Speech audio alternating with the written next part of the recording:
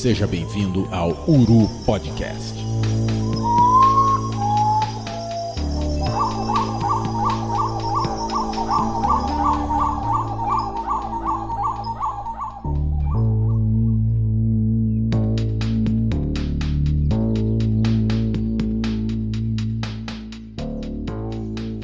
Bom dia, boa tarde, boa noite, amigo das aves. Estamos reunidos aqui mais uma vez para fazer o que a gente mais gosta, que é falar de pássaro. Hoje eu preciso agradecer, a gente voltou nessa segunda temporada em grande estilo. O episódio 1 da segunda temporada é o episódio sobre falcões florestais, onde a gente passeou um pouquinho pelo mundo dos micrastos com o William Mann, que foi um episódio de muito sucesso. A gente agradece todo mundo que se engajou nesse episódio. Preciso mandar um abraço para todos os nossos seguidores do Twitter e para a galera que chegou agora no Instagram do Uru Podcast. @podcasturu no Instagram e @podcasturu no Twitter. Lá vocês conseguem acompanhar o nosso dia a dia e algumas promoções. Peço a todo mundo que acompanha esse nosso projeto que continue acessando nosso site da nave mãe, da revista uru.com. E sem muitas delongas, eu já preciso abrir os trabalhos aqui, dizendo que é uma honra para a gente pisar nesse território privilegiado. Hoje a gente está falando aqui muito do Cerrado brasileiro. Estamos estendendo o tapete vermelho da ornitologia para o biólogo, nosso amigo Túlio Dornas. Túlio é mineiro. E aí eu já preciso dizer para vocês que desde o início desses projetos de podcast, desde o Bate-Bico, eu acho que a gente anda cercado de mineiros, sempre gravamos aqui com bastante gente de Minas Gerais, que é sempre um prazer. Eu mando um abraço para todos os passarinheiros de Minas Gerais. O Túlio, ele nasceu em Belo Horizonte, mas a família dele é radicada em Cláudio, e aí ele viveu lá desde 2 anos de idade. Mas hoje ele já tem aí um diploma de cidadão palmense, praticamente, está lá desde 2005, sempre se dedicando ao estudo das aves e tudo aquilo relacionado com a conservação da biodiversidade do Tocantins. Ele é graduado em Ciências Biológicas pela UFMG, com mestrado em Ciências do Ambiente pela UFT. O doutorado do Túlio foi em Biodiversidade e Conservação, pelo programa de graduação da Rede Bionorte. E hoje ele está fazendo pós-doutorado, está sofrendo. A gente sempre sofre, pesquisar no Brasil é sofrer, não dá para separar os dois verbos, não. E ele está no programa de pós-graduação em Ciências do Ambiente da UFT. Tem experiência na área de ornitologia, ecologia, biogeografia e conservação da biodiversidade e atua em estudos de inventário e monitoramento de aves, em estudos de impacto ambiental, relatório de impacto ambiental, programas de monitoramento de fauna. Também atua como condutor ambiental em atividades de observação de aves, inclusive extremamente recomendado nos nossos grupos. Sempre que alguém fala assim, alguém conhece algum guia do Tocantins? Aí, entre alguns nomes, o nome do Túlio sempre aparece. Já atuou e atua em pesquisas científicas relacionadas à conservação, associadas a esses inventários ornitológicos no Tocantins, principalmente no bioma do Cerrado, se estendendo até as matas secas da bacia do Rio Paraná. Já trabalhou e trabalha em zonas de ecótono do Cerrado com a Amazônia, principalmente a Amazônia tocantinense. Quem conhece Tocantins sabe que tem muita coisa boa, principalmente ali no norte do estado, naquelas bordas ali do Rio Araguaia, na Ilha do Bananal. E depois dessa apresentação quilométrica, a gente recupera o fôlego, dando as boas-vindas ao Túlio e dizendo para ele que o microfone está aberto, para ele dar as boas-vindas e mandar um alô para quem ele quiser. Túlio, seja bem-vindo, o microfone é seu. Olá, Will. Então, como você, bom dia, boa tarde, boa noite, né? Bom dia, boa tarde, boa noite para os ouvintes que vão nos escutar aí durante nossa conversa. Eu fico aqui lisonjeado e muito agradecido com as palavras. Você falou aí de um currículo quilométrico, mas acho que no dito popular aí tem um bocado de coisa aí que está em excesso, viu? Mas eu fico agradecido, né? O tapete vermelho da ornitologia, nossa, eu tô aqui, como se diz, até como se diz, acanhado aqui, sabe? Nem sei se mereço isso tudo. Mas eu agradeço demais o convite de vocês para poder fazer essa conversa. E também queria parabenizá-los, né, pelo projeto do Uru Podcast, sensacional, com certeza um marco da ornitologia e da observação de aves no Brasil, né? São centenas, milhares de pessoas que vão escutar os podcasts que foram criados e os que vão ser criados, então também só tenho a parabenizar vocês aí por esse grande projeto aí de sucesso. Valeu, Túlio. Sensacional. Eu preciso registrar aqui que a gente fica pensando, né, em pauta, em episódio e tudo, e essa ave que a gente vai falar aqui hoje, ela provavelmente é a ave que eu mais já toquei playback na minha vida, assim, principalmente nos primeiros anos de observador de aves. Era um bicho que eu tinha muita vontade de ver. E quando a gente iniciou as pesquisas sobre esse bicho para tentar achar para onde a gente andava, um dos nomes que apareceu foi o nome do Túlio. Então sempre que a gente pensou em falar do Celeus albriene, do pica-pau da taboca, pica-pau de Parnaíba, sempre o nome do Túlio estava associado com essa espécie. Essa espécie, ela é endêmica, uma espécie endêmica aqui do Brasil, muito especial por isso, e ela é listada como vulnerável, né? É uma daquelas aves que acaba ganhando aquela etiqueta de fantasma, né? Aqueles bichos que foram redescobertos. Esse bicho especialmente porque sempre vai chamar a minha atenção o fato de que quando a gente fala da Bíblia da ornitologia brasileira, a gente fala do livro do SIC, e todo mundo corre atrás desse livro desesperadamente e tudo. Eu consegui colocar minhas mãos em um. E aí eu fui muito sedento no capítulo dos pica-paus para ler sobre o Celeus albriene, e eu vi que ele não tem menção a ele nesse livro, justamente porque essa espécie passou 80 anos sumida, entre aspas, claro, entre 1926 e 2006. E aí a redescoberta desse bicho maravilhou ornitólogos e os observadores de ave, né? Após essa redescoberta pelo Adivaldo Prado, conseguiram um recurso pela Fundação Boticário, e aí rolou uma busca épica, indo aí de Tuntum, no Maranhão, até Barra do Garças, no Mato Grosso, rodando mais de 20 mil quilômetros. Eu imagino que tenha sido uma viagem sensacional. Queria para o Túlio falar um pouquinho dessa expedição para abrir os trabalhos. Então, Will, a expedição realmente foi uma expedição muito, muito legal, muito interessante. O que aconteceu é que o Adivaldo Prado, né, ele redescobriu a espécie aqui em Tocantins, na cidade de Goiatins, e depois desse redescobrimento dele, ele conseguiu, né, obter a gravação da vocalização da espécie, e gentilmente ele cedeu essa gravação para outros ornitólogos, né? Eu consegui com ele, na época, uma versão dessa gravação, e eu, juntamente com o professor Renato Torres, aqui da UFT, fazíamos estudos de pesquisa no Centro de Pesquisa Canguçu, né, que é ali na região oeste de Tocantins, aqui de Tocantins, uma região muito procurada, né, uma referência da observação de aves, da pesquisa ornitológica, um lugar muito legal. E no caminho a gente sempre passava por uma área de floresta com taboca, e um belo dia, né, depois de ter a voz do pica-pau em mãos, a gente teve a ideia de chamar o Obriene naquela área, né, uma região próxima à Fazenda Ouro Verde, fica aí uns 25, 30 quilômetros antes do Centro de Pesquisa Canguçu, para quem conhece, né? E aí o bicho nos respondeu. Isso foi ali por volta de 2007, 2008. E aí, com esse registro, a gente teve a ideia, pensamos o seguinte: poxa, o bicho foi descoberto em Uruçuí, no Piauí. O Adivaldo redescobriu o bicho em Goiatins, né? Algumas centenas de quilômetros, são uns 400, 500 quilômetros mais para oeste, né? Do Piauí até o Tocantins. E nós achamos o bicho na região do Canguçu, que é Pium, e também está aí uma casa de 600 quilômetros de distância para oeste. Então a gente teve a ideia de que provavelmente a espécie teria uma ocorrência muito maior dentro do bioma cerrado. E a nossa ideia então foi fazer um projeto em que nós pudéssemos fazer uma busca gigante da espécie no bioma cerrado de um modo geral, né?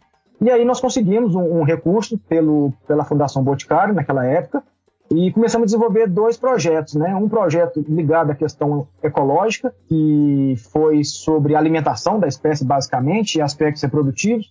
foi conduzido na época pelo ornitólogo Gabriel Leite, que era mestrando aqui do programa de biodiversidade da UFT, e eu era mestrando também do programa de ciência do ambiente aqui da UFT também.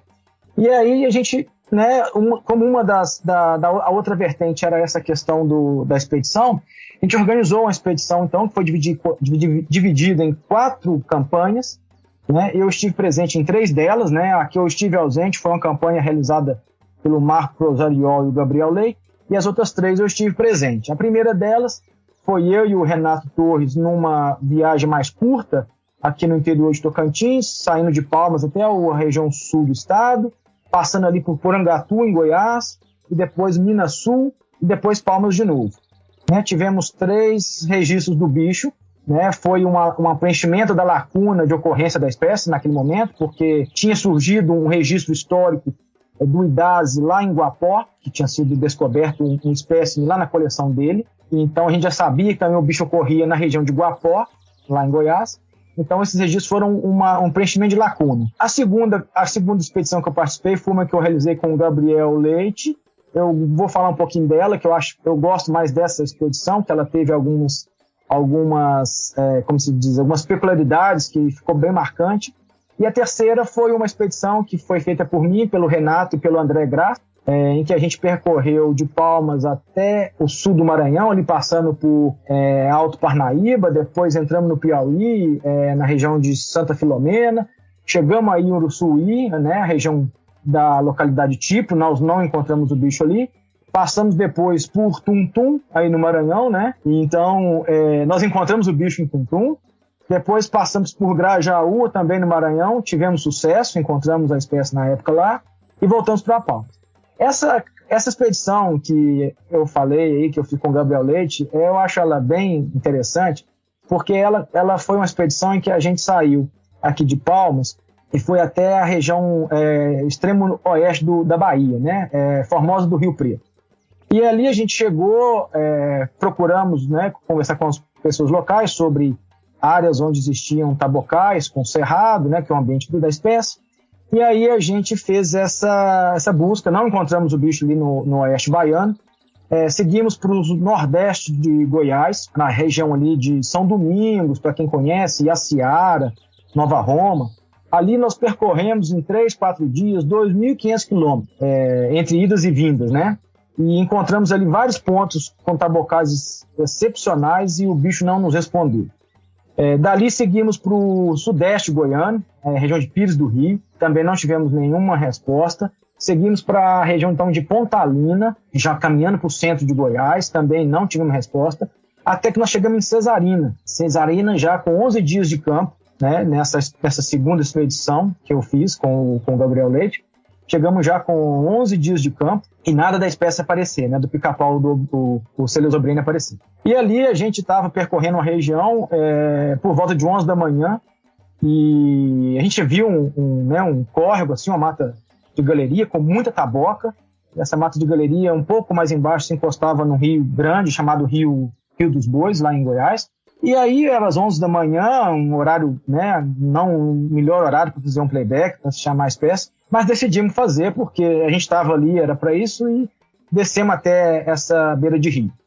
E chegando lá, despretensiosamente, a gente fez o playback. E o bicho respondeu, um casal.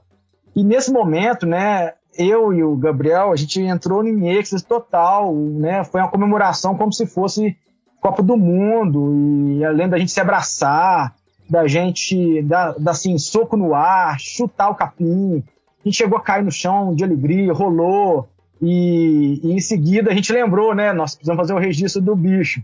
E aí, passado 1 minuto, 1 minuto e meio, fizemos uma gravação, uma fotografia, e aquele momento foi assim, foi de muita alegria, também de muita importância, porque o registro naquela região tinha sido feito pelo José Idase em 1967. Então foi uma forma de confirmar que aquele registro do Idase fazia sentido, porque o Idase havia coletado o Celeosobriene em alguma localidade ali próxima, no raio de 20, 30 quilômetros, porque é onde ficava o município de Guapó, né, que é vizinho a Cesarina. E assim a gente ficou super contente depois de quase 12 dias de campo, né? Porque a gente pega uma campanha dessa, se você percorre 11 dias até encontrar o bicho, chega uma hora que você já fica sem esperança e bate uma tristeza, né? Aquela situação de fica um pouco pessimismo. E aí surgiu a espécie, a gente fez esse registro e dali a gente seguiu então para o oeste de Goiás, para a cidade de Caiapônia. Lá em Caiapônia, a gente chegou já no final da tarde daquele dia. No dia seguinte, a gente fez uma busca rápida numa área em que um guia local nos indicou. Chegamos por volta das 7 da manhã na área, fizemos um playback e às 7h30 nós já tínhamos o registro de uma outra fêmea. Então, assim, começou a situação mudar para nós, né? Poxa, 11 dias sem ver o bicho. Agora já temos um registro. No dia seguinte, né, um novo registro. Então, 7h30 ali, 8 horas, a gente partiu então para a região de Barra do Garça, no Mato Grosso. E ali em Barra do Garça, meses antes, eu havia passado ali naquela região, sentido a Chapada dos Guimarães, e no rio Barreiro, que é a divisa entre os municípios de Barra do Garça e General Carneiro, eu vi um tabocal gigante na época, né? Mas eu estava de passageiro no carro, não havia como pedir para parar, não fiz nenhuma busca naquela época. Bom, então eu e o Gabriel chegamos ali em Barra do Garça por volta de meio-dia, eu lembro da gente almoçar, e seguimos direto para esse ponto.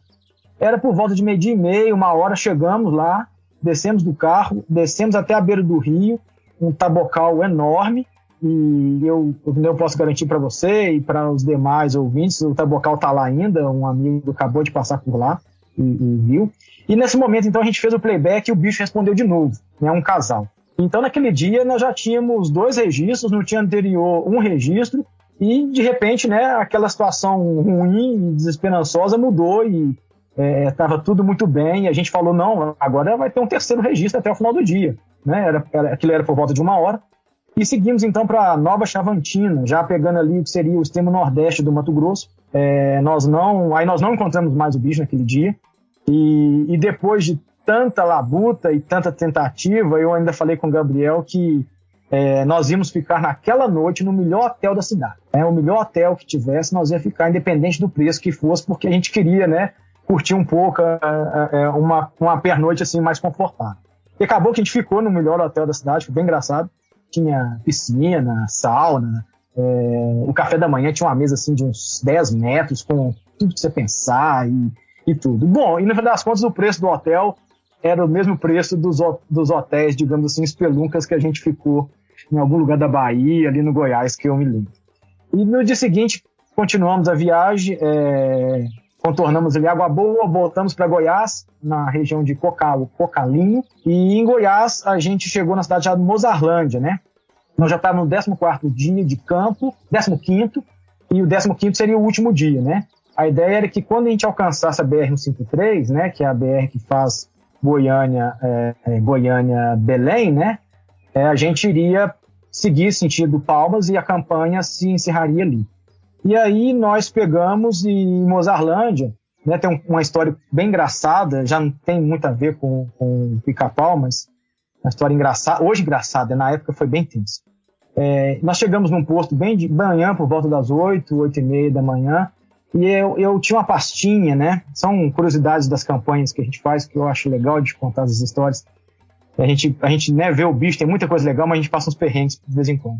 Eu carregava uma pastinha com todas as notas fiscais e recibos da campanha, né? E naquele dia eu abasteci o carro, coloquei a pastinha em cima da mesa do frentista. E o cara, né, o frentista viu o adesivo no carro e perguntou de que se tratava, nosso trabalho, aquela coisa toda. Conversa vai, conversa vem, eu me distraí. E ele emitiu a nota fiscal para mim, eu peguei a nota fiscal e fiquei com ela na mão e esqueci a pastinha na mesa dele ali no posto. Conversa vai, conversa vem, nós entramos no carro, eu botei a nota fiscal ali no porta-objetos e seguimos viagem e eu esqueci completamente dessa pasta. Dali até a BR foi mais ou menos umas 5 horas de viagem, né, com algumas paradas para fazer playback e a gente não encontrou. Quando a gente atingiu a BR, então a gente seguiu para Palmas. Chegando em Palmas, fizemos mais um abastecimento, que eu me recorde, e naquele momento, como a campanha, entre aspas, já tinha acabado, eu estava mais relaxado, eu não me preocupei mais com a minha pastinha. E aí eu coloquei a nota fiscal ali da viagem também no porta-objetos. Quando chegou em Palmas, por volta de 11h30 da noite, Eu deixei o Gabriel na casa dele e segui aqui para minha casa. E quando eu cheguei em casa, eu fui descarregar, né, tirar minha bagagem, meus equipamentos, e me dei conta de que a pastinha não estava comigo mais. Eu falei, meu Deus do céu, e agora? Né, eu tinha ali todas as notas fiscais da expedição, 15 dias de campo, e é uma situação complicada, porque a gente tem que prestar conta de todo aquele recurso. E aí eu fiquei em desespero no momento e acalmei um pouquinho. Falei, poxa, a nota fiscal estava na minha mão. Então eu vi a nota, vi o telefone do posto de gasolina, liguei para o posto, era meia-noite, eu me recordo como se fosse hoje, liguei para o posto, e a pessoa que me atendeu, eu falei assim, boa noite, aqui é Túlio, eu passei aí no posto de vocês hoje pela manhã, é o pesquisador do Pica-Pau. Ah, sim, tudo bem, como é que você tá? Então, né, ele foi falando. Então, a pastinha sua com as notas fiscais estão aqui na minha mesa, tá? Pode ficar tranquilo que amanhã a gente vai encaminhar para você. Aí eu fiquei, nossa, não acreditava. Eu falei, meu Deus do céu, as notas fiscais estão todas guardadinhas lá e tá tudo certo. E assim foi, no dia seguinte eu dormi tranquilo, né? Dormi bem tranquilo. Peguei para ele no dia seguinte, ele colocou no correio, no Sedex, chegou para mim aqui com um dia. E depois nós conversamos via telefone e depois eu dei uma recompensa para ele lá, né? Para compensar todo esse esforço e essa gratidão que ele me fez. Mas sim, são coisas que acontecem, sabe, Will, que a gente passa no campo e é legal de compartilhar isso. Sem falar que essa campanha em termos de Pica-Pau da Taboca, né, permitiu 3 novos registros novos e que confirmou a ocorrência, digamos, sul da espécie, e além disso a gente trouxe o que seria até hoje o primeiro registro, o que foi o primeiro registro do estado do Mato Grosso, né? Então, essas expedições foram muito legais. E tem essas histórias, né, de bastidores aí também que é bem interessante. Como eu já rodei nessa área que tu descreveste aí, quando tu estava falando, eu estava fazendo uma animação aqui na minha cabeça com a expansão da área oficial, vamos dizer assim, de ocorrência do bicho, né? Porque foi uma expansão. O bicho foi redescoberto, tinha um registro histórico lá em Uruçuí, e aí ele foi encontrado em um lugar bem distante, depois vocês encontraram ali em outra área, e aí vocês saíram marcando pontinhos e ampliando essa área de ocorrência, e eu aqui imaginando a sensação, inclusive, muitas das pessoas que vão ouvir esse episódio conhecem o Gabriel Leite, talvez até o Gabriel ouça esse programa, e a gente tem uma dívida com os nossos ouvintes, porque a gente já recebeu um pedido para gravar um episódio sobre uma ave aí que o Gabriel está estudando atualmente. O pessoal pediu para a gente entrar em contato com o Gabriel para gravar lá com um episódio sobre as galinhas lá dele. Não, ele vai escutar o episódio com certeza e sem dúvida, se fizerem um convite, ele vai aceitar, isso eu tenho certeza também. O Gabriel é um ornitólogo muito bom, um cara fera pra caramba e a pessoa, gente boa demais. Quem conhece o Gabriel vai estar validando o que o Túlio falou, porque a gente tem amigos em comum que já falaram muito bem, e a gente ainda nessa temporada, nessa segunda temporada, a gente vai fazer essa gravação, essa pauta já está andando aqui, a gente já até entrou em contato com o Gabriel para articular isso. Uru Podcast.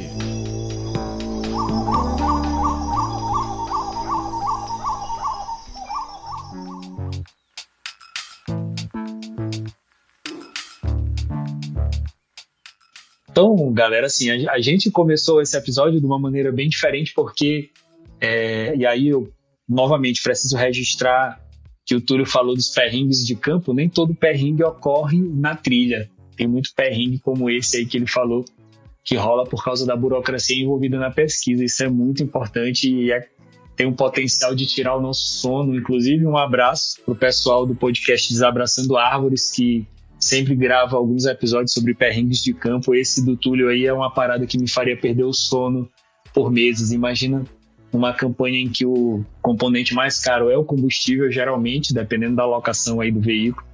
Tu perder toda a tua prestação de conta depois de rodar uma quilometragem altíssima é do cara se desesperar, e o cara do posto salvou o dia. Salvou a quinzena, que foram 15 dias de campo. E aí, falando do bicho, eu fico imaginando o prazer que é, depois de 11 dias de não escutar nada, conseguir ouvir o bicho respondendo playback. Eu falei aí no começo que O Obriene foi o bicho que eu mais já toquei o playback. Eu, completamente iniciante, completamente sem nenhuma noção, eu tocava o playback do Obriene em qualquer tipo de paisagem. Então, depois que a gente dedica algum tempo a ler sobre a ave, a ler sobre a ecologia do bicho, a gente entende como as coisas funcionam e a gente percebe o tanto que é engraçado até a gente imaginar de se tocar um playback do Obriene numa área que não tem a menor possibilidade dele ocorrer. E por conta disso eu preciso passar para frente no programa, que é basicamente perguntando para o Túlio, e aí é para o amigo que está iniciando na observação de aves ou que não conhece a fundo essa espécie, pedir para o Túlio falar para a gente, basicamente, do ponto de vista biológico, quem seria o pica-pau da taboca, quem seria o Celeus obriene. Então, Will, o Celeus obriene, né, pica-pau da taboca, também pica-pau do Parnaíba, é uma espécie, né, de ave brasileira, endêmica brasileira, né, tem ocorrência somente aqui no Brasil. Ela é uma espécie que tem ampla ocorrência no Cerrado, né, ocorrendo desde as áreas típicas do bioma Cerrado, na região nuclear do bioma Cerrado, até as regiões da Amazônia. A gente tem alguns registros de Celeus obriene, por exemplo, na Flona dos Carajás, no Pará, que é uma área tipicamente amazônica, né? Embora seja no extremo leste do bioma amazônico, próximo ao Cerrado. Também aí na região da Amazônia maranhense, né? Que também tem uma proximidade com o Cerrado. É uma espécie de médio porte, digamos assim, né? Em termos de pica-pau, aproximadamente 30 centímetros. A gente tem um dimorfismo sexual bem evidente na espécie. Os machos apresentam, né, é muito comum isso nos pica-paus do gênero Celeus, os machos têm uma faixa malar ali, né, que a gente chama de bigode, atrás do bico, assim, abaixo do olho, uma faixa malar vermelha, né, tem alguns penachos também assim no topete vermelho, o macho. A fêmea, esses tons de vermelho na cara ali, eles são ausentes, né. Os filhotes têm uma cabeça enegrecida, né, eles não têm aquele tom de marrom ferrugíneo, um pouco vinhático, que apresenta nos adultos, uma cabeça enegrecida. E uma coisa que eu acho legal também, com relação ao obriene, que dentre os outros celeus, né, que são simpátricos, que ocorrem junto, que tem a mesma distribuição geográfica, ou digamos assim, tem uma distribuição geográfica coincidente com o Celeus obriene, é o Celeus torquatus, que é o pica-pau de coleira. Dentre os pica-paus que ocorrem junto dele, né, na mesma área, ele é o que mais parece, né? Se a gente pegar as duas espécies e colocar ali lado a lado, a gente vai ver que elas têm similaridades de tons do marrom, tons do amarelo creme, tem aquele peito preto bem forte, assim, com a garganta preta, né? A cabeça tem aqueles tons de marrom ferrugíneo, um pouco vinhático no obriene. Então, assim, eventualmente, em campo, né, de repente, o Celeus torquatus pode, um avistamento muito rápido, pode ser até confundido com o obriene. Então, assim, com relação à espécie, eu acho que isso é o mais básico, né, a ser dito agora. Eu sou suspeitíssimo para falar desse pica-pau, porque eu acho muito bonito o Túlio fazendo a descrição da plumagem dele. O amigo que tiver a oportunidade aí. Hoje a gente recebeu um feedback muito interessante de uma ouvinte que comentou no Twitter que ela estava no carro dirigindo e eu estava ouvindo o episódio dos Micrasto, na parte em que o William Menck fala das variações de plumagem entre as espécies que ocorrem no Brasil, e ela disse que deu vontade de parar o carro e de procurar assim, para ver a plumagem. Ela disse que ficou com vontade de que não fosse um podcast, que fosse um videocast para poder ter as diferenças da plumagem. Então eu já deixo a dica pro amigo aqui que vale a pena dar uma passada no Wikiaves para ver as fotos de obriene e dos outros celeus. Eu adoro esse gênero, acho lindíssimo. Celeus torquatus aí que o Túlio falou. Celeus spectabilis, bicho maravilhoso. Pica-pau chocolate também é outro bicho que eu acho muito bonito. Eu gosto muito do pica-pau chocolate, o Celeus elegans, né? Isso, o bicho é lindo demais e esses células são sensacionais, mas o pica-pau do Parnaíba, por todo o histórico envolvido, acaba sendo meu favorito, assim, dos que eu vi, não vi muitos desses bichos, dos amazônicos mesmo. Eu tenho muita vontade de ver o Torquatus e o Spectabilis, ainda não tive essa sorte, mas o Celeus, eu falo spectabilis, mas isso não tem nada a ver da pessoa.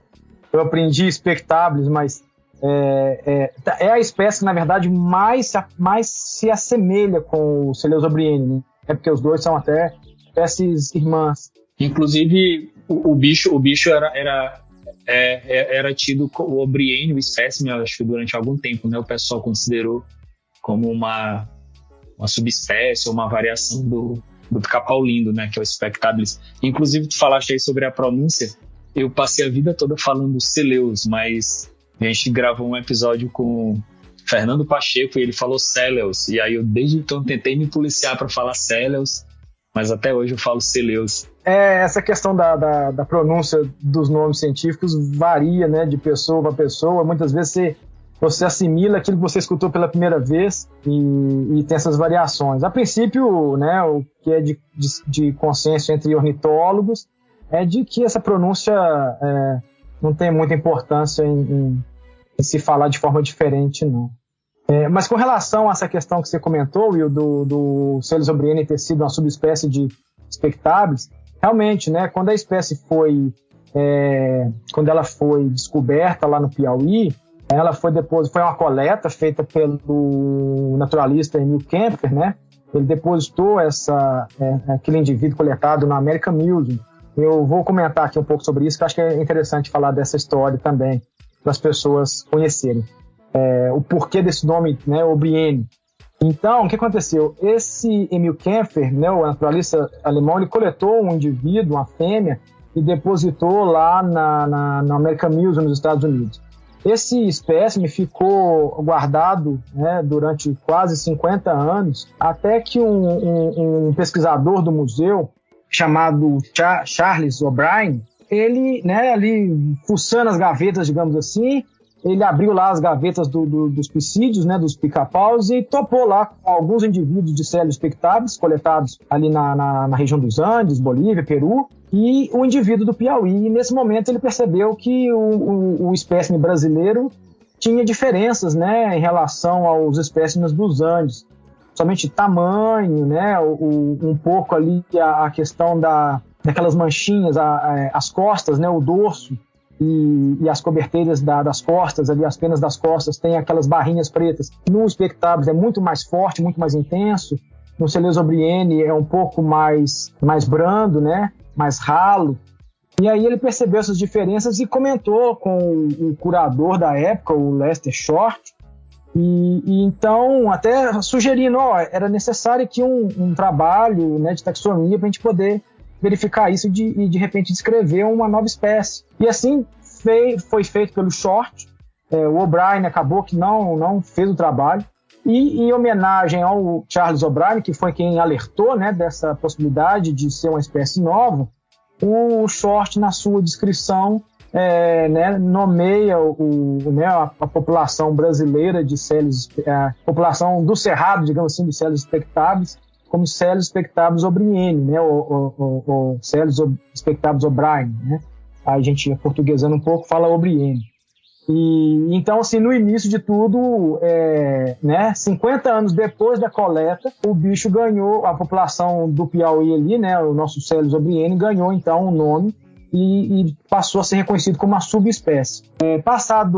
Depois da redescoberta da espécie, né, em 2006 pelo Edivaldo, né, que, poxa, então o bicho sumiu da condição, que ele era dado como extinto, inclusive, né? Muitos ornitólogos consideravam a espécie como extinta, não acreditavam que ela existia mais.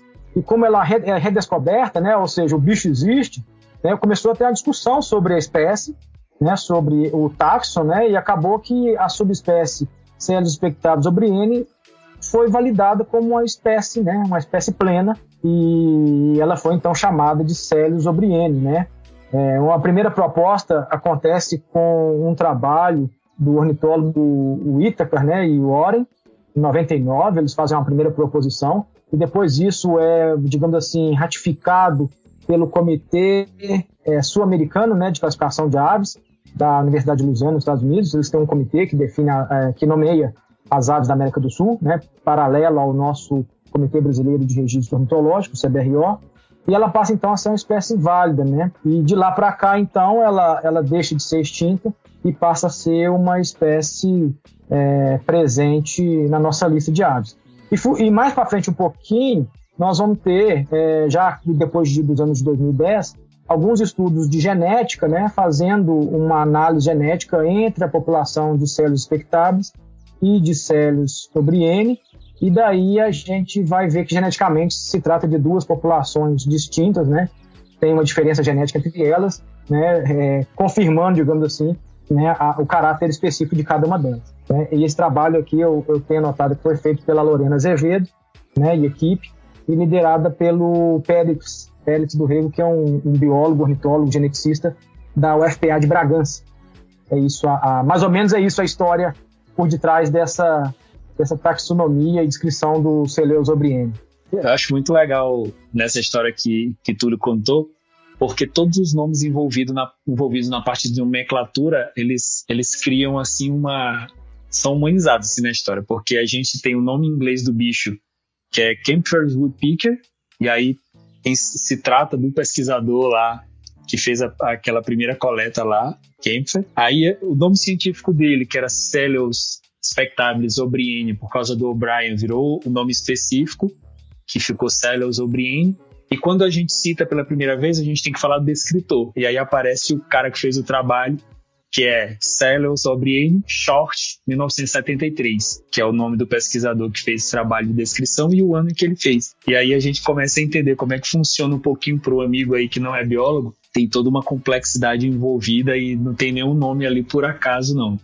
A nomenclatura ela tem todo um sentido, né? Você, quando nomeia uma espécie, tem uma razão para oferecer aquele nome, né? E no caso do Celeus obrieni, foi então uma homenagem a uma pessoa, né? Tem espécies que ganham nomes de regiões, né?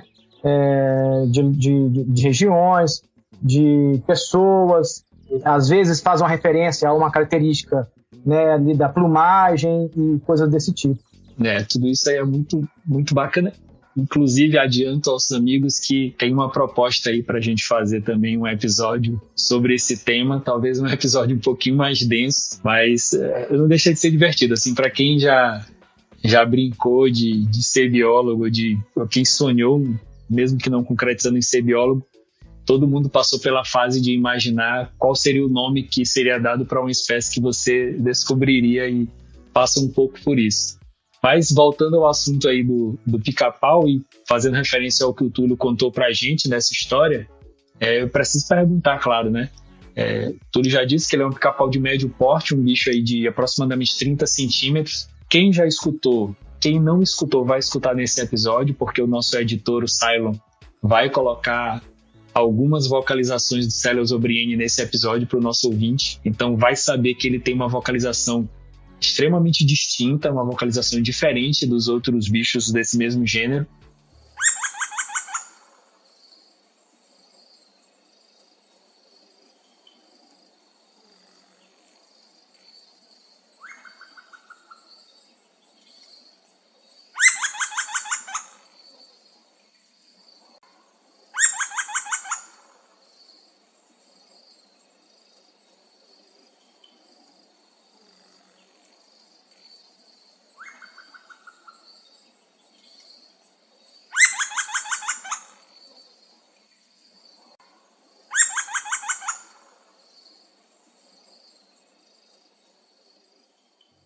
E aí eu preciso perguntar pro Túlio, como é que um bicho desse porte e com essas características bem distintas fica, entre aspas, escondido por 80 anos? Pois é, Will, isso é uma pergunta muito interessante, né?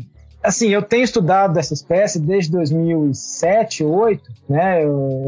Teve um período que fiquei mais intenso, depois momentos oscilando em campo, mas nesses últimos 15, 14 anos tem dado bastante atenção para ela, e é uma questão que as pessoas sempre perguntam: como é que uma espécie desse porte, né, com a vocalização extremamente alta, diferente, ficou tanto tempo escondido?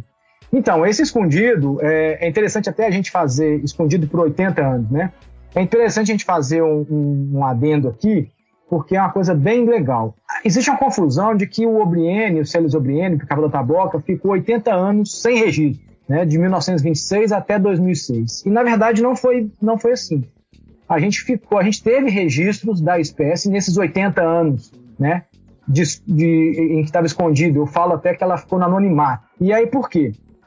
Se a gente, né, verificar, o professor José Idazzi, junto com um assistente dele, Hélio Tomazetti, eles coletaram 2 indivíduos de Celeus obrieni ali na região de Guapó, em Goiânia, né? Eu comentei agora há pouco numa das minhas falas, em 1967. Então ele tem 2 indivíduos coletados em 67. Um deles até eu encontrei na coleção do professor Idazzi lá em Goiânia, na minha época de mestrado, né, fazendo uma verificação da coleção ornitológica dele. Abri a gaveta e, surpreendentemente, encontrei um indivíduo do obrieni nas gavetas em que estava identificado como pica-pau ocráceo, né, o Celeus ocráceo. Já tinha um primeiro sido descoberto um pouquinho antes pelo professor André Mendonça, lá de Goiânia também. E depois, né, eu descobri um segundo indivíduo histórico numa coleção ornitológica da PUC Goiás, que era liderada pelo professor Newton Vale. Ele tinha um indivíduo de obrieni também coletado em Goiás no ano de 1988. Esse indivíduo foi coletado na confluência do rio Maranhão com o rio Bagagem, onde hoje é a UHE, né, a usina hidrelétrica de Serra da Mesa. Esse indivíduo ficou lá com ele durante um bom tempo, também houve um erro de identificação, e aí, Will, a gente vai entrar naquela questão que você falou, né, que você manuseou o livro do SIC, o Ornitologia Brasileira, e sequer tinha uma menção ao Celeus obrieni.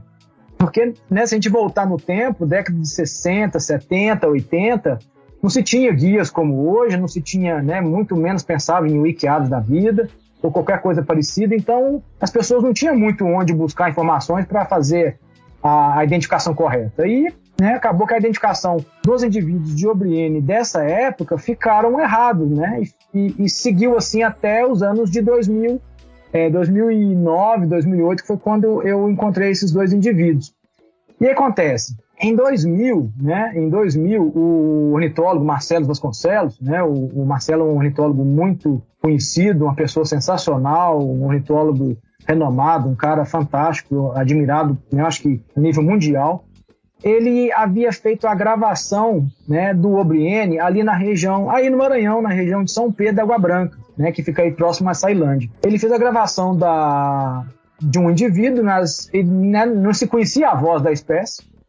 Na época ele não conseguiu fazer essa identificação da voz, e essa voz ficou guardada com ele no ano de 2000. Em 2004, o Fernando Pacheco, mais o Fábio Olmos, eles fizeram alguns trabalhos de inventário aqui no estado de Tocantins, e eles percorreram a região de Paranã. Paranã é um município ali no sul do estado de Tocantins, colado ali em Goiás, e eles andaram ali e eles descrevem um registro de Celeus torquatus para aquela região, o que é um registro estranho, né? Não se esperava um Celeus torquatus ali. E na descrição deles está escrito no artigo que eles escreveram, né, Aves do Tocantins, região sul, é um artigo de 2006, está publicado na Revista Brasileira de Ontologia. Eles mencionam que a região ali tinha muita taboca. E aí, passado alguns anos, tinha muita taboca, isso em 2004. E aí, eles descrevem o Celeus torquatus. Em 2006, o Adivaldo, então, faz o redescobrimento.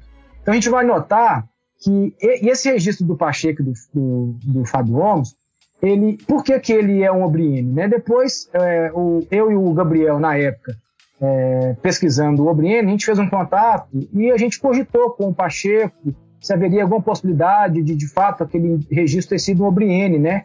Em função dessa similaridade que comentei antes entre o Celeus torquatus, né, e o Celeus obrieni, e a região, né, uma região tomada de tabocal, que é o hábitat da espécie. Ele afirmou que sim, muito provavelmente poderia ser isso mesmo, porque seria muito menos provável a gente encontrar naquela região o Celeus torquatus.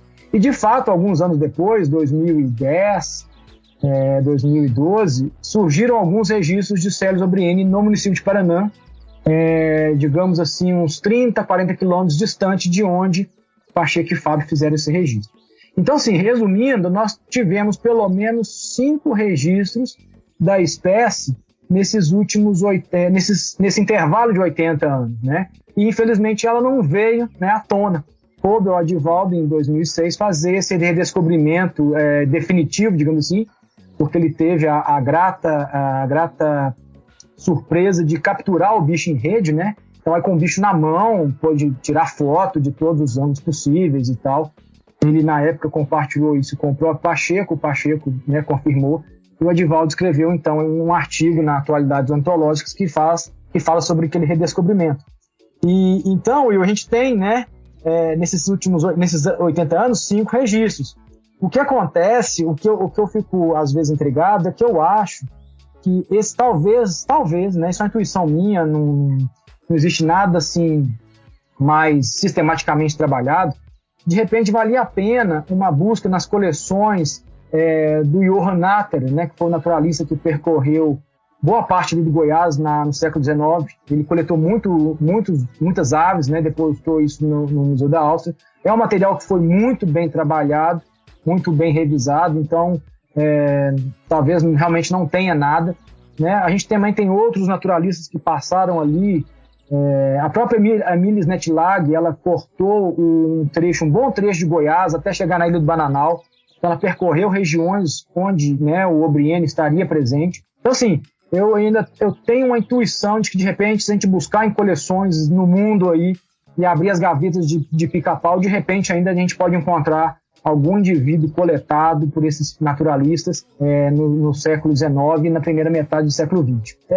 Mas é isso, entendeu? É um bicho que vocaliza pouco, né, de fato. A minha experiência em campo foram pouquíssimas as vezes que eu consegui ouvi-lo, né, espontaneamente. Geralmente às 6h15, 6h20, geralmente ali nos primeiros minutos da manhã, né? Amanheceu, parece que ele sai da cavidade, né, o oco ali onde dorme o casal. Um indivíduo vocaliza, o outro vocaliza, parece que eles, né, se reúnem, se encontram e tomam rumo ali na mata. De tardinha, né, no final do dia, também presenciei a mesma situação.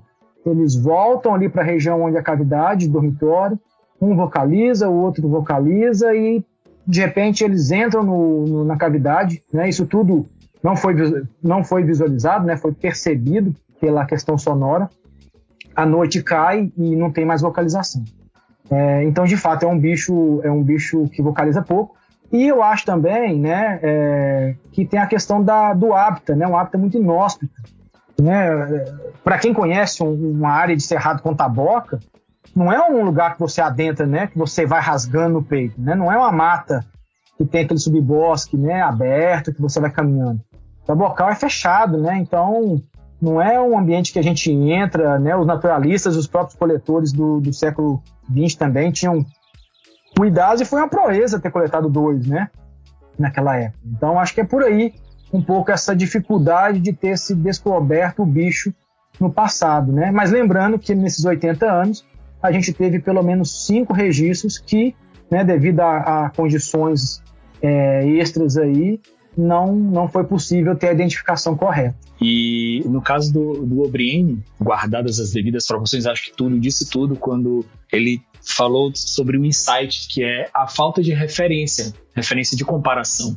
Imagina que tu tá com um bicho coletado numa gaveta de uma coleção na nossa fase aí pré-internet, na fase analógica, vai comparar isso com o quê? Qual é a base de comparação? Qual é a referência? Porque quem pode, e aí todo mundo hoje vai fazer isso, claro, abrir o Wikiaves como eu abri, várias abas e comparar Torquatus, Spectabilis e O'Brien, vai dizer assim, nossa, esses bichos são muito diferentes. Mas não é tão diferente assim, em campo principalmente, dependendo da condição de luz, você não vai conseguir separar, dependendo do ângulo que olhar, não vai conseguir separar o Spectabilis e o O'Brien. Você não vai conseguir, se você não tiver experiência com aquele bicho, com o gênero, você não vai conseguir separar, e não é fácil. O Túlio falou e eu fiquei pensando, caramba, como é que confundiram o O'Brien com o Crassus? Mas imagina sem referência, imagina sem tu ter como comparar, imagina sem ter um espécime identificado para tu colocar lado a lado. A dificuldade que hoje a gente não tem, porque a gente tem acesso até a coleções comparativas, digitalização. Tu pode ligar para um amigo e falar assim, ei, abre aí a coleção do INPA e vê um bicho tal aí para mim. O cara vai lá, tira uma foto e te manda. É, isso mesmo, isso mesmo. O IDAS, por exemplo, naquela época, né, não existia e-mail e, né, até comunicação em carta não era coisa simples, e também tem aquela questão, né, de você, às vezes, para quem eu vou fazer essa consulta, né? Quem eu vou consultar? É um momento totalmente distinto. A gente está vivendo uma outra era em que a informação e a comunicação ela é muito rápida. E aí eu acrescento a outra parte da explicação do Túlio para a dificuldade.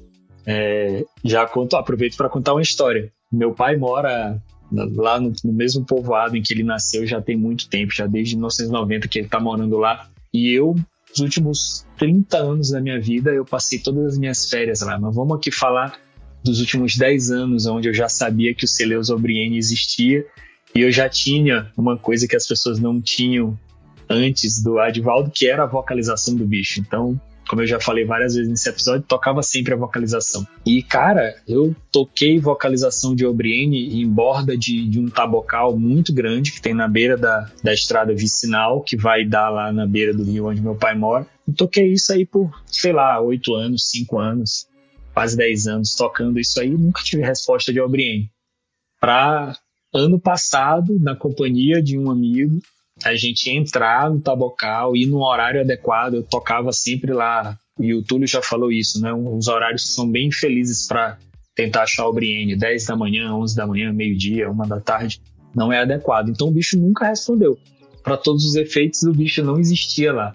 E aí a primeira vez que a gente foi no horário adequado, num ponto mais dentro, não na borda lá, num ponto numa trilha interna e tudo, a gente tocou o playback e conseguiu encontrar um casal com um filhote, com um juvenil. Então, assim, o bicho estava lá, com certeza ele esteve lá durante muito tempo, mas a falta de conhecimento, a falta do playback no horário adequado, a falta da busca no ponto adequado, fazia parecer que o bicho não estava lá. Então, são várias as maneiras da gente acreditar que um bicho não existe mais ou que o bicho está desaparecido, quando, na verdade, faltam as ferramentas, né?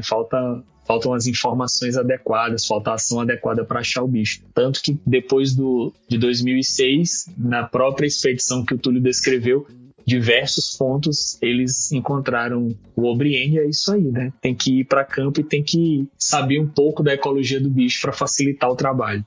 Então, Will, aproveitando essa sua fala, eu acho legal fazer uma descrição aqui do que seria, né, o hábitat da espécie, né, onde ela ocorre dentro desse cerrado, né, do bioma ou domínio cerrado, né, como muitos gostam de falar, e até mesmo na Amazônia, já que a gente tem alguns registros mais recentes que adentraram a Amazônia. Então, assim, até para o ouvinte, né, o ornitólogo, que de repente não tem experiência com a espécie, vai acabar, né, participando de algum trabalho de campo, que vai andar em áreas potenciais, ou para o observador de aves, né, que está, assim, digamos, desejando esse encontro com a espécie. Então, assim, é uma espécie que ela é uma espécie de ambiente florestal. Né? Então, ela gosta dos ambientes florestais do cerrado. Aí no cerrado, o que nós temos, né, em termos de fitofisionomia? A gente tem os campos, né, campo rupestre, campo em altitude, os campos limpos, né, que é aquela paisagem tomada por gramínea. Não é o ambiente do Seleucobriene, né? A gente tem as savanas. Aí as savanas a gente vai ter o quê? Esse cerrado sensu stricto, né? O cerrado típico que a gente conhece. E esse cerrado típico ele tem algumas variações. Ele pode ser mais ralo, tem um campo sujo, ele pode ser um pouco mais adensado. E aí a gente vai começar a chegar nas fisionomias mais florestais do cerrado, né? Que é o cerradão, né, que é um cerrado mais alto, né, mais denso, as copas são mais altas e se encontram. Aí depois a gente vai ter as matas de galeria, as matas ciliares e as florestas, que a gente chama de florestas estacionais, deciduais e semideciduais, né, muitas vezes também chamada de matas secas. Esse ambiente, né, de floresta que eu descrevi, misturado à taboca, né, que é o bambu, aí não é aquele bambuzão que a gente tem costume de ver muitas vezes em fazenda, não, né, que dá aquela torceira gigante de 20, 30 metros com os bambus assim de 15, 20 centímetros de diâmetro. Não. Esse tabocal, né, que é a espécie Guadua paniculata, ela é uma taboca que tem assim um diâmetro de 4, 5, 6 centímetros, né? Os mais grossos até, vamos botar assim, 6, 7. E esse tabocal, ele geralmente ele acompanha a altura da copa das árvores, né? Ele não passa a copa das árvores. Esse tabocal se estende ali por algumas boas centenas de metros, né? Então, esse tabocal tem que se estender por 600, 700 metros, às vezes quilômetros, né? Não adianta também chegar numa área de cerrado e você só ver o cerrado com aquela manchinha de bambu ali, de taboca, né? Uma coisa de 10 por 10 metros, né? Tem que ser uma área onde a taboca se estende bastante. Então, esse é o ambiente típico do Celeus obrieni, né? São florestas, geralmente dentro do bioma cerrado, onde existe taboca. E essas regiões da Amazônia, como a Flona dos Carajás, onde ele foi encontrado, né? A descrição do Pablo, né? O Pablo Cerqueira, que esteve lá presente, que viu a espécie. O André Graça, se não estiver enganado também, já viu o bicho lá na Flona dos Carajás. E eles descreveram que é um local, né, de floresta com taboca, né? Ou seja, não fugiu muito do usual do que a gente conhece. Lembrando que existem alguns registros de Celeus obrieni, isso é importante destacar, em áreas de embaúba, né? Esse registro que eu mencionei do Marcelo Vasconcelos foi feito aí no próximo ao Rio Tocantins, ali em São Pedro da Água Branca. Ele descreve que foi em regiões de embaúbal, que não tinha taboca próximo. E o Marco Rosariol fez um registro muito legal, inclusive ele tem fotos disso, está publicado, em que o Celeus obrieni utiliza algumas embaúbas no Centro de Pesquisa Canguçu, né, aqui em Tocantins. E o Centro de Pesquisa Canguçu é uma área, eu conheço relativamente bem a área e o entorno. Nós não temos tabocais ali próximos, né? Os tabocais mais próximos talvez estejam a 15, 20 km de distância. E aí ele fez o registro do Celeus obrieni numa embaúba, né, onde ele bica a embaúba, ele faz alguns furinhos ali. E a gente sabe que as embaúbas é uma espécie vegetal, né, que tem uma relação ecológica ali muito forte com as formigas, né? As formigas moram dentro dos orifícios da embaúba e, em contrapartida, né, algum fitófago, né, algum inseto, essas coisas que pode fazer uso da embaúba, as formigas vão atacá-lo e desplantá-lo. Então, existem esses registros. Lembrando que são registros casuais, né? Então, a ocorrência de obrieni em embaúbais exclusivos são alguns registros, né? Eu já vi o obrieni usar embaúba, mas em áreas onde é totalmente coberta por taboca, né? Eventualmente, ele sai do tabocal e vai ali na embaúba. Aproveitando também, Will, né, que eu mencionei a questão da dieta da espécie, é importante já mencionar isso, né? A ocorrência dos Celeus obrieni, né, nesses tabocais, nesses cerrado com taboca, locais em que a espécie busca a sua alimentação, né, que são formigas. Ele fura ali a taboca, né, ele fura, ele quebra. As formigas que vivem ali nos cômodos internamente dentro do tabocal saem, então ele vai lá e com a linguinha dele ele pinça essas formigas, come, né? Existe uma estratégia de forragem em que ela sobe ali a taquara, né, a vara do bambu da taboca e fura em diferentes locais, né, em diferentes alturas e vai lá pinçando as formigas. Então, basicamente, né, se a gente encontra dentro do domínio cerrado, dentro do bioma cerrado, a princípio, entre Goiás, Tocantins, Maranhão e Piauí, né, que ainda não temos nenhum registro em Minas Gerais, na Bahia, né, em São Paulo. Então, se a gente está nesses estados e a gente encontra áreas de florestas, né, com tabocais, há uma grande chance de haver um encontro, então, do Celeus obrieni.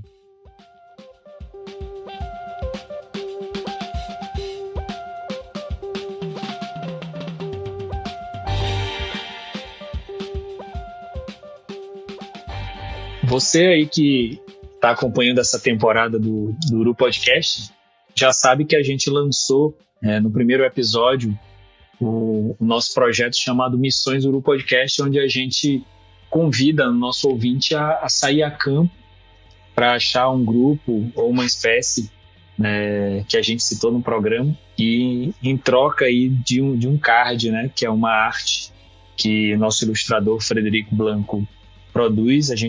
Nosso primeiro card foi lançado após o episódio 1, é o card de um Micrastor semitorquatus, mas qualquer Micrastor que você postar em alguma das bases conhecidas, o Wikiaves, Xenocanto, eBird com foto, que você postar nas bases oficiais e mandar o link pra gente lá no Instagram, você vai estar recebendo o card do Missões Uru Podcast, o card muito bonito do Micrasto. Você que está participando do Missões, por favor, ouça com muita atenção toda essa descrição que o Túlio fez de onde encontrar o Celeus Obriene, porque a gente vai lançar, vai ser o nosso Missões agora oficialmente lançado.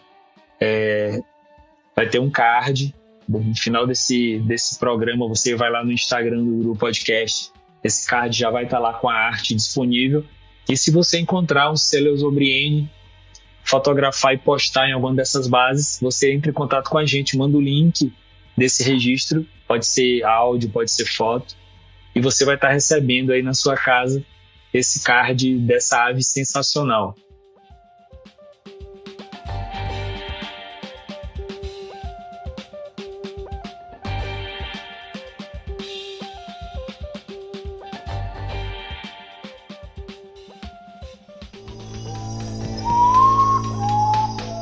Uru Podcast.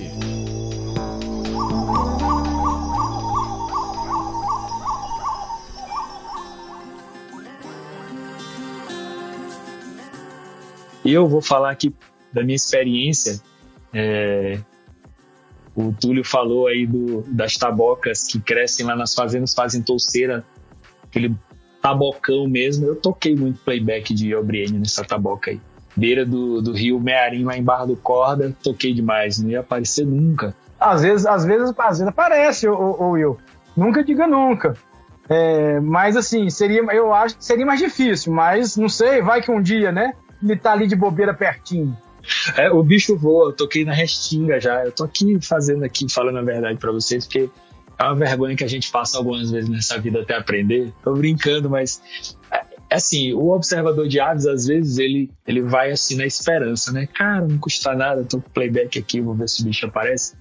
Mas a verdade é que aquela taboquinha bandua fininha, que é tipo caniço, é onde o bicho vai comer, com algum cerrado associado, onde o bicho provavelmente, aí Túlio pode falar até melhor. Eu acredito que ele usa a taboca para alimentação, mas ele não faz ninho na taboca, né? Ele ocupa oco de árvore na área florestada, né? Na mata associada, geralmente o cerrado. E aí, Túlio, chama muito minha atenção esses registros em áreas amazônicas. E aí, uma pergunta aí, pode ser que tu venhas a ter que fazer uma suposição aí para tentar responder, mas eu acho que é um assunto interessante. É possível que o Obriene ele esteja expandindo a área dele de ocorrência para a Amazônia por causa de algum tipo de pressão, e aí estou falando, claro, de desmatamento de cerrado, alguma pressão que empurre essa espécie para algumas áreas de taboca com uma mata mais densa que ele possa usar, ou basicamente é uma área de vida, possivelmente uma área de vida já clássica dele, que simplesmente era mais difícil de encontrá-lo lá do que nas áreas de cerrado, e só agora a gente está encontrando um outro registro dessa espécie nessas áreas amazônicas. Existe alguma hipótese já sobre isso? Então, Will, isso é um questionamento que a gente fez durante as nossas investidas das expedições, né?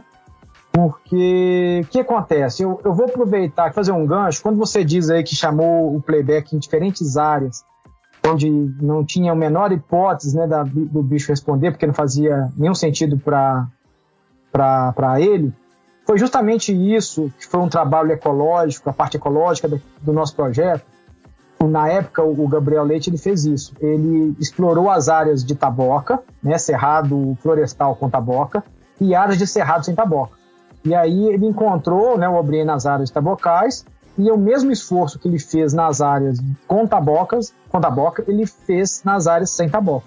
E nas áreas sem taboca praticamente não teve nenhum, foi zero mesmo. Ou seja, para mostrar essa forte dependência da espécie com as áreas florestais e tabocais. E aí, fazendo uma ligação com a sua pergunta, não existe nada, não existe um estudo que teste essa hipótese, né, que você colocou aí de uma expansão. Eu particularmente acredito que isso esteja acontecendo. Por quê?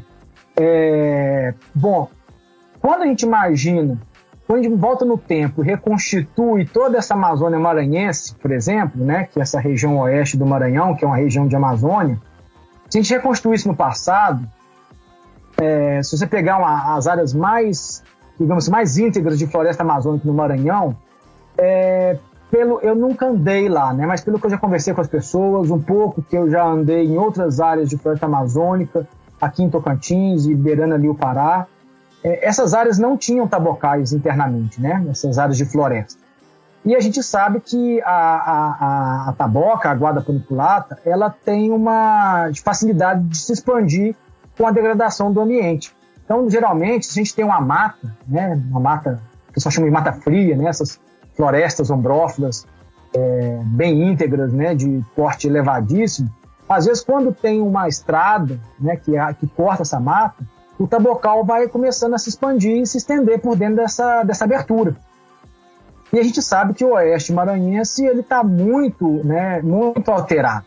Então a gente favoreceu muito o crescimento da taboca, que obviamente, naturalmente, estava ocorrendo ali na transição Cerrado Maranhense, Amazônia Maranhense. Então, assim, eu tenho uma convicção de que esse desmatamento provocado no oeste maranhense, né, que coincide com a Amazônia do Maranhão, permitiu um avanço do tabocal e com esse avanço do tabocal o O'Brien também se expandiu. Mas nós temos que lembrar que o registro da Flona dos Carajás vai dar uma contrabalanceada nisso aí, porque a Flona dos Carajás é uma área gigantesca, né? São milhões de hectares de floresta. O bicho foi encontrado lá no meio, na área de tabocal, aparentemente sem nenhum tipo de alteração, né? As áreas mais alteradas estão longe, e aí isso pode dar uma contrabalanceada, né? De modo que talvez tivéssemos no passado alguma coisa nessa floresta amazônica do extremo leste, né? Amazônica, ou do oeste do Maranhão. Mas eu acho sim, que na minha opinião a gente está tendo uma expansão da espécie para dentro da Amazônia. Lembrando sempre que esse registro da Flona dos Carajás é um contraponto, porque ele nos faz interpretar de que, de repente, poderia haver alguma população, aí eu acho que população menor, né, mais reduzida, nessas áreas de floresta, aí na região da Amazônia, do Maranhão principalmente. A gente também não pode descartar que não existia nenhuma mancha de taboca nessa floresta do passado, né? Eu só acho que essas manchas no passado elas eram muito reduzidas e agora elas estão crescendo porque houve desmatamento e a taboca ela ganha área para crescer, né? Porque é um crescimento por debaixo da terra ali, chama de clonal, e o bambu vai crescendo até tomar conta. Então favorece a espécie. Até no próprio Tocantins, quando eu comentei no início da nossa fala, a região do Nordeste goiano, né? A região ali de São Domingos, Iaciara, Nova Roma, Monte Alegre. Eu e o Gabriel andamos lá em 2009, nós rodamos 2.500 quilômetros dentro daquela região, né? E a gente não encontrou o bicho. Agora em 2019, 2020, eu encontrei 2 casais em áreas que eu visitei quando eu fui com o Gabriel. Ou seja, por algum motivo me deu a entender de que o bicho se expandiu para lá, embora o tabocal, desde 2009, com o cerrado, esteja presente lá. Mas por uma razão, não sei, talvez o bicho não estava presente, né? Mas ele pode ter se expandido, porque a gente chamou em áreas, em 2009 ele não respondeu, e agora em 2020 ele me respondeu. Então eu acho sim que o bicho também pode estar se beneficiando em partes, né? Com o desmatamento, porque se o desmatamento provoca o avanço da taboca e mantém áreas de floresta ainda presente, a gente está criando uma condição muito favorável para a espécie. Se a gente tem um desmatamento muito forte, né, com a retirada total da vegetação, e por mais que a taboca cresça depois, a gente não vai ter essa associação taboca-floresta. E aí a espécie, né, o pica-pau, o Celeus o'Brien, não vai ter essa conjunção ecológica perfeita do nicho, né, das condições de hábito dele. Então ele vai faltar um elemento, floresta. Tem a taboca, mas não tem a floresta. E o mesmo também acontece, né? Se você tem a floresta e não tem a taboca. Então o bicho precisa dessa combinação floresta, tá bom. Bom, tu até superaste a necessidade da gente abordar alguma coisa relacionada com as ameaças, né? Ficou bem claro que a grande ameaça para o Obriene é a alteração do habitat, né? Se um desses elementos-chave não aparecer, esse bicho não vai ocorrer. Uma coisa que chamou a atenção, e isso já foi motivo de alguns bate-papos aí com alguns amigos daqui do Maranhão em mesa de bar, de não existir, pelo menos a gente desconhece, algum programa de conservação do Obriene. E até uma pergunta que foi feita nessas discussões é se existia alguma possibilidade dele mudar o status dele de ameaçado por conta desses achados, né? Ultimamente, com a expansão da atividade de observação e com a disponibilidade que a gente tem do conhecimento sobre a espécie e da questão de vocalização e tudo, de estar se aumentando o número de achados, se existir alguma chance do Obriene passar por uma mudança de classificação de ameaçado para algum nível superior. E aí eu queria saber a tua opinião em relação a isso, se o bicho ele é mais abundante do que parecia, se a população está crescendo. Tu falaste disso, né? Do bicho ocupar alguns espaços que tem tabocal e que antes ele não ocorria. Qual é o teu feeling a respeito aí das possibilidades para essa espécie? Então, legal essa pergunta aí, cara, muito massa. O que acontece? A espécie, né, a gente for ver esse histórico, né, de conhecimento sobre o Cerathobriene, né, ele surge em 1926, depois ele tem a descrição em 73, em 2006 ele é redescoberto, né, oficialmente, e deixa a condição de extinto para a condição de criticamente ameaçado. Aí as primeiras avaliações da IUCN deu ele como criticamente, em seguida ele já ganha o status de em perigo, ou seja, né, aquela condição super severa passa para a superior, né, que em inglês eles falam uplist, né, que volta, vai se tornando menos severa a condição de ameaça. Ele passa a ser em perigo. Nós temos uma primeira avaliação do Ministério do Meio Ambiente, né, que era de 2014, não, desculpa, de 2014, e o bicho é dado como vulnerável, porque já temos informações razoáveis, né, que não classifica o bicho mais, que não insere o bicho mais naquela condição de criticamente ameaçado. E acontece, ao longo desse tempo, né, de 2006 para cá principalmente, a gente tem, né, os projetos que nós desenvolvemos acontecendo e gerando informações, principalmente da ocorrência da distribuição geográfica. Então a gente tem a distribuição geográfica ampliada consideravelmente, né? Desde o Maranhão até o Mato Grosso. Recentemente o bicho foi achado no Piauí, né? Um pouco mais a norte ali de Teresina, se não estiver enganado foi do próprio André Grassi. Vocês encontraram o bicho aí mais na porção nordeste do Maranhão, então já está ampliando um pouco mais para norte essa ocorrência, e vários outros registros têm sido feitos em Goiás, em áreas bem degradadas, né? Aqui dá um crédito ao pessoal do Goiaves, que é o grupo de observação de aves lá de Goiânia, né? Aqui um abraço inclusive para o Jairson, para o Ivo, para o Nunes, que são pessoas que estão atrás desses bichos do Obriene nessa região, e eles descobriram assim nos últimos 10 anos lá passarinhando, né, eles descobriram pelo menos 10 casais diferentes. E o que acontece? A gente tem, então, ao longo do tempo, um aumento no número de registros, um aumento no número de localidades onde a espécie ocorre. Consequentemente, a gente nota, né, e a gente infere, de que a população do bicho é maior do que se pensava antigamente. Ok. Só que aí a gente tem um outro problema. Qual é o problema? Que é a perda de hábito. Então, simultaneamente a essa série de descobertas de localidades novas, né, de registros novos com esse aumento da população gradativo, a gente tem o inverso, o cerrado sendo destruído, né, essas florestas com taboca sendo suprimidas, e inclusive eu te falo aqui, ó, essa região onde nós encontramos o bicho em 2007, eu e Renato Torres, lá próximo ao Centro Pesquisa do Sul, naquela época era uma área assim gigante, contínua, de pelo menos uns 30 mil hectares, que eram propriedades distintas, né? Agora a gente passa lá, desses 30 mil, eu sei que pelo próprio Google Maps, e é muito fácil de ver isso, a gente já perdeu mais de 15 mil hectares. né? 15 mil hectares de área onde ocorria a espécie em loco, entendeu? Então o que acontece é isso, a gente tem um aumento de registros, em que a espécie está sendo cada vez mais registrada, a população está aumentando, mas em contrapartida o desmatamento do cerrado está promovendo o inverso. Então a gente tem uma balança, né? Dependendo do número de registros que acontece, olha, parece que o bicho não está tão ameaçado assim quanto a gente pensa.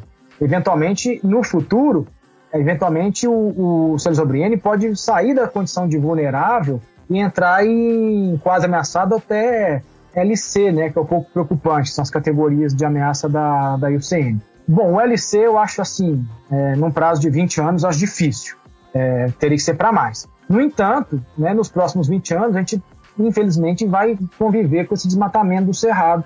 E aí a gente pode fazer o inverso, né? A gente pode sair da condição de vulnerável hoje e de repente cair de novo em perigo, né? E se a coisa for muito crítica, né, for muito rígida, esse desmatamento, essa perda de hábitat, a gente pode até atingir de novo o criticamente. Também acho que o criticamente é um cenário mais pessimista para 20 anos para lá. Então, assim, nos próximos 20 anos, ou nós vamos conseguir, por aumento do conhecimento sobre a espécie e da proteção da espécie, né, que a gente precisa criar unidades de conservação que protejam especificamente o Celus obrieni. Por ironia do destino, nessa área todinha que a gente descreve, né, a gente conhece a espécie da Flona carajás, lá no Pará, que é a unidade de conservação, né, de uso sustentável, mas tem um sistema de zoneamento muito rígido. A gente conhece a espécie aqui do Parque Estadual do Cantão, aqui em Tocantins, e de algumas RPPNs que estão sendo criadas ali no entorno também do Parque Estadual do Cantão. E a gente precisa aumentar essa proteção, né? Que aumentando essa proteção a gente vai fazer com que o bicho fique menos vulnerável. Com isso, o conhecimento também da espécie vai aumentar e a gente tem essa possibilidade de tirar o bicho da condição de vulnerável para quase ameaçado. Então acho que é isso, Will. A gente está vivendo um gargalo hoje que é a questão populacional. A gente precisa entender melhor o tamanho populacional de Celus obrieni. Por quê? Na IUCN parece que o pessoal tem dado a população de obrieni mais ou menos na casa de 5 mil, 6 mil indivíduos. As avaliações do Ministério do Meio Ambiente, do Instituto Chico Mendes, também têm dado esse valor. Mas, assim, é um valor projetado, sabe? Não teve nenhuma pesquisa de campo que fosse lá e, eventualmente, medisse o tamanho populacional da espécie. É uma coisa que a gente projeta baseado nos registros, na experiência de campo. Então, não tem, assim, uma certeza, né? E aí, o que a gente precisaria hoje era determinar isso.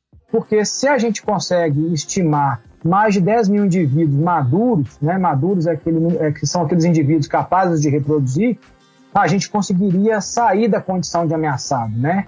A gente sairia da classificação e o bicho não estaria mais ameaçado. Mas é difícil hoje, né, para quem tem experiência em campo com a espécie, projetar mais de 10 mil indivíduos nessa região onde a gente conhece o Celus obrieni. Então, o nosso futuro aí, nos próximos 20 anos vai ser uma balança entre o aumento da proteção e o aumento de conhecimento e, ao mesmo tempo, o quanto nós vamos perder de cerrado e de Amazônia também, né, já que o bicho ocorre nesse leste amazônico, o quanto nós vamos perder de cerrado e de Amazônia para a gente poder ter essa resposta que você colocou na sua pergunta. Pois é, eu só queria, sobre isso que o Túlio falou, né, pontuar duas coisas. A primeira é a minha experiência quando eu vi pela primeira vez essa espécie. Cansado já de tocar o playback sem sucesso em lugares aleatórios, eu fui para Caxias com 2 amigos. Um abraço pro Leonardo e pro Marcelo, toparam essa trip lá, e a gente entrou em contato com o guia lá na região de Caxias, com o Thiago Rodrigues. Um abraço pro Thiago, inclusive o mesmo guia que encontrou o Celus obrieni lá em São Benedito do Rio Preto, que é esse registro que está no Wikiaves, que é o registro mais ao norte da espécie hoje em dia. E aí a gente se tacou para lá, cara, para um ambiente onde a mancha de taboca era pequena, ficava associada com eucalipto e com uma matinha de cerrado. E eu olhei aquilo ali e pensei assim, cara, tem nem condição desse bicho ocorrer aí. E aí Thiago tocou o playback a primeira vez, nada, tocou a segunda, nada. E aí na terceira vez já veio a primeira resposta, na quarta o bicho já veio voando, aquele negócio espetacular, assim. Até hoje uma das experiências mais satisfatórias que eu tive nessa vida de observador de aves foi poder fotografar aquele bicho em vida livre, assim, câmerazinha com a lente 300mm, uma 7D de primeira geração, tudo muito bem roots mesmo, assim, início de observação de aves, foto meia boca, nervoso, tremendo. Mas assim, o que eu queria mesmo pontuar é que 5 anos depois já não existe essa área, tá? Então a gente, como o Túlio descreveu, a gente está numa corrida entre dois espaços, um espaço de ampliação e um espaço de redução drástica, para a gente ver se esse bicho chega até onde a gente quer que ele chegue. E aí a segunda coisa que eu queria pontuar, né, porque a gente já está se encaminhando aí para mais de 1h e 15 de conversa aqui hoje nesse episódio, era para o Túlio, para ele falar para a gente o que ainda tem de lacuna de conhecimento sobre a espécie.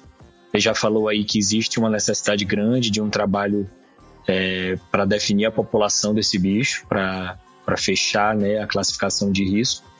Mas eu queria que ele falasse aí, acrescentasse se existe alguma outra coisa, acredito que sim, do ponto de vista ecológico, que a gente possa falar aqui para estar deixando o nosso ouvinte com uma pulga atrás da orelha em relação ao bobriene. A grande lacuna, digamos assim, é esse aspecto populacional, tá? Mas isso é um trabalho que vai envolver uma articulação, digamos assim, de pesquisadores em toda a distribuição da espécie, desde aí do Piauí e Maranhão até Mato Grosso. Agora, uma coisa muito interessante que ainda está para ser descoberto, né, é um aspecto reprodutivo, né? A gente não conhece o ninho do obriene, a gente não conhece os ovos do obriene. Então, isso é uma coisa que ainda precisa ser descoberto, porque talvez não, essa descoberta vai elucidar algumas dúvidas, né? Esse ninho realmente é na cavidade de uma árvore? Tem alguma árvore específica, né, que ele gosta de fazer o ninho dele? É em qualquer árvore? Então, essa informação ainda não foi descoberta. E quando isso for descoberto, isso vai ajudar a gente demais. Eu tenho uma ligeira suspeita de que ele ocupe algumas espécies de árvores, né, a cavidade de algumas espécies. Teve uma época que eu trabalhei numa determinada área. Durante 3 anos, eu ia nesse ponto a cada 3 meses, né? E ficava 3 dias. E aí eu sempre ouvia e às vezes ouvia. E no final da tarde, ele ficava próximo aos buritis. Mas eu não conseguia chegar lá bem próximo. Mas assim, com o binóculo eu percebi que esses buritis tinham algumas cavidades, alguns ocos, né? Então eu fiquei naquela suspeita. Será que esse bicho está dormindo dentro do buriti? Faz sentido, é uma árvore que geralmente tem o cerne lá dentro macio, né? Tem cavidade e a gente tem, né, psitacídeos que dormem em buritis, aquela coisa toda. Não era uma vereda, era uma mata de galeria que tinha buritis ali dentro. Então, eu acho que uma grande lacuna hoje da ecologia da espécie é essa, a gente tentar descobrir o ninho desse bicho, né? Tem pessoas que dizem que pode ser em cupins aéreos, eu tenho um pouco de dúvida. Né? Tem um trabalho interessante sobre ninhos dos Celeus galeatus, né, que é aquela espécie da Mata Atlântica. Parece que várias cavidades onde o bicho faz ninho são cavidades que surgem a partir de ventanias, né, de galhos que se quebram, e aí deixa, né, exposto à cavidade, o pica-pau entra. Eventualmente, a gente não tem não tem esse conhecimento, eventualmente o obriene pode ter essa mesma estratégia. Né? O Celeus ocrassus, o pica-pau ocrassus, eu mesmo já vi algumas vezes e tive essa felicidade de encontrar com ele em campo. Ele está lá pousado no tronco e está perfurando a árvore, né? Furando e fazendo a abertura, depois o seu ninho ali, né? O obriene a gente nunca viu isso. Ele pousado num tronco e batendo, né? Abrindo esse buraco. Eventualmente pode ser essa estratégia. Ele já utiliza a cavidade previamente feita por alguém, ou eventualmente por ventanias, né? Queda de galhos, né, maiores sobre galhos menores e deixa ali a cavidade exposta. Então acho que ecologicamente, Will, seria o aspecto reprodutivo a grande lacuna. E, digamos, do ponto de conservação, a gente entender melhor a população da espécie, para eventualmente, se a gente conseguir atingir mais de 10 mil indivíduos maduros, ter uma melhor perspectiva do estado de conservação. E é isso, né? Outra questão importante, para finalizar também, é a gente aumentar a proteção da espécie em áreas protegidas, né? Seja as RPPNs, que são iniciativas de proprietários e de de grupos de pessoas, né, seja solicitando, né, ao poder público a criação de unidades de conservação, como os refúgios de vida silvestre, né, eventualmente monumentos naturais, onde possa ter o OBN. Eu acho que esses aí são os caminhos que a gente deve seguir nos próximos 20 anos, como eu coloquei aqui, né, numa perspectiva de estado de conservação. Se a espécie vai realmente ficar num estado tranquilo, ou se a gente vai ter um aumento dessa severidade de ameaça aí. Cara, quem me conhece um pouco aí sabe agora a dificuldade que vai ser a gente encerrar essa gravação, porque falar de O'Brien, assim, aqui mandar um abraço pro Leonardo Vitor, mandar um abraço pro Gustavo Gonçalves, aqui os colegas aqui do Maranhão, e a gente fala muito desse bicho sempre. É uma dificuldade encerrar, uma conversa muito boa que a gente está tendo aqui com o Túlio. Queria mandar um abraço pro Fred, um abraço pro Luiz, dizer que dessa vez vocês perderam, vocês iam gostar muito de participar desse bate-papo de hoje. Vocês vão ouvir o programa e vão ficar pensando, caramba, essa daqui vai fazer falta no meu portfólio de gravação.